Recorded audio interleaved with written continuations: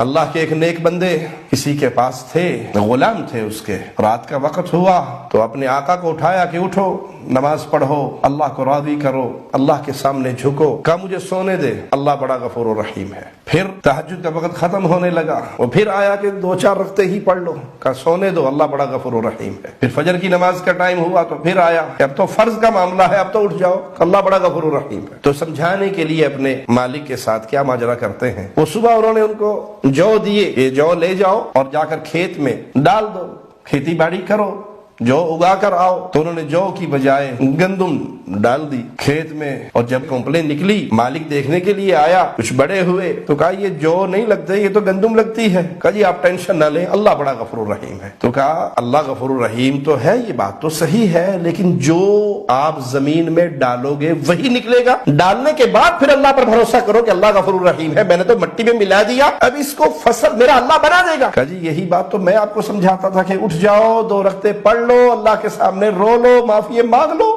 پھر اللہ غفور الرحیم ہے، وہ قبول کر لے گا اور ہمیں معاف کر دے گا۔ لیکن آپ نے تو کوئی سبب اختیار ہی نہیں کیا، آپ تو اٹھے نہیں، اللہ کے سامنے جھکے ہی نہیں، نماز پڑھی نہیں، اور یہی کہتے رہے کہ اللہ غفور الرحیم ہے۔ تو میں نے بھی جو کی جگہ پر گندم ڈال دی یا کوئی باجرہ ڈال دیا، اور آپ کو یہی سمجھا رہا ہوں کہ اللہ غفور رحیم ہے، جو اگ جائیں گے۔ جب آپ کو یہ مثال سمجھ آ گئی تو اپنی زندگی کی مثال کو بھی سمجھ لیجیے۔